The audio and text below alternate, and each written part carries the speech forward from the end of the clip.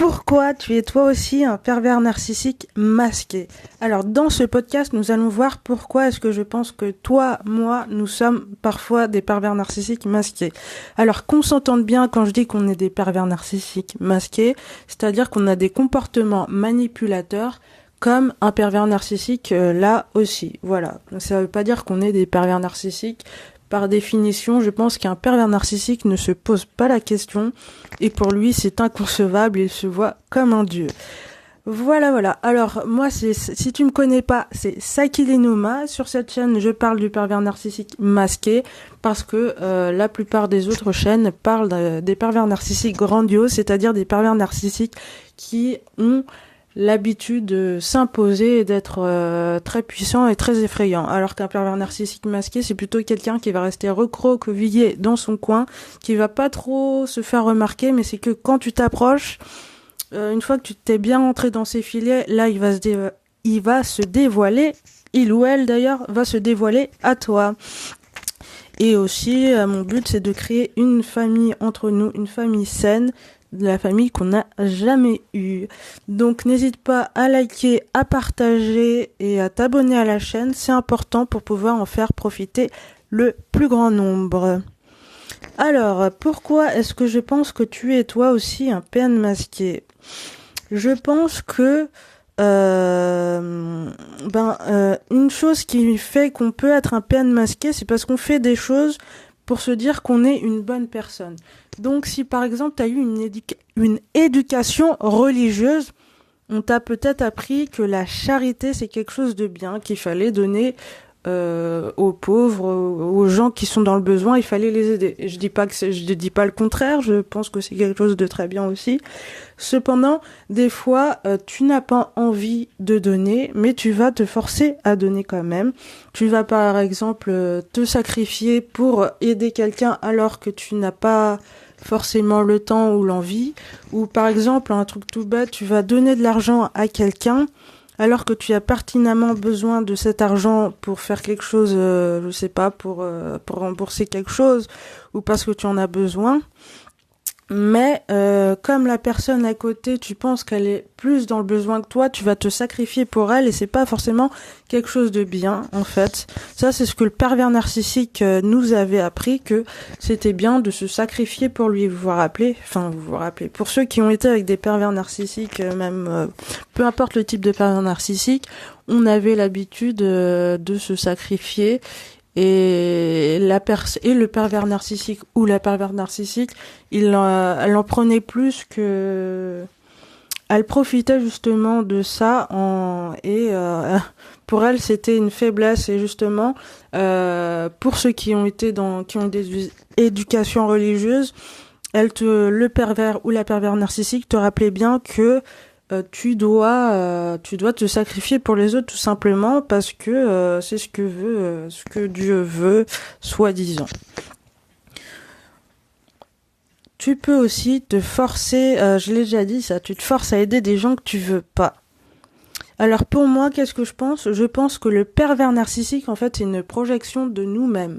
Alors je m'explique, c'est-à-dire que plus on va rencontrer de pervers narcissiques, en fait, je pense que c'est une leçon de la vie pour nous montrer en fait les parts d'ombre que nous avons en nous. C'est-à-dire que en fait nous aussi on est des manipulateurs et on se dit que c'est pas vrai en fait, que c'est lui le manipulateur, que c'est elle la manipulatrice.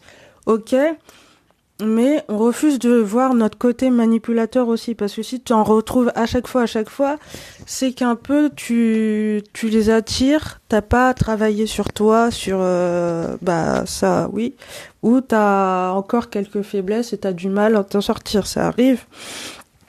Et je pense que justement c'est une leçon de vie pour nous apprendre à nous élever et à être plus forts après justement des pervers narcissiques. Ça prouve aussi également un manque d'amour de soi en fait. On se croit pas digne d'être aimé et c'est pour ça qu'on continue encore et encore avec ce type de personnes. Moi je me rappelle que quand j'étais enfant en fait j'étais ultra timide et je parlais pas aux gens et des fois les gens ils me parlaient et tout ça et je répondais pas.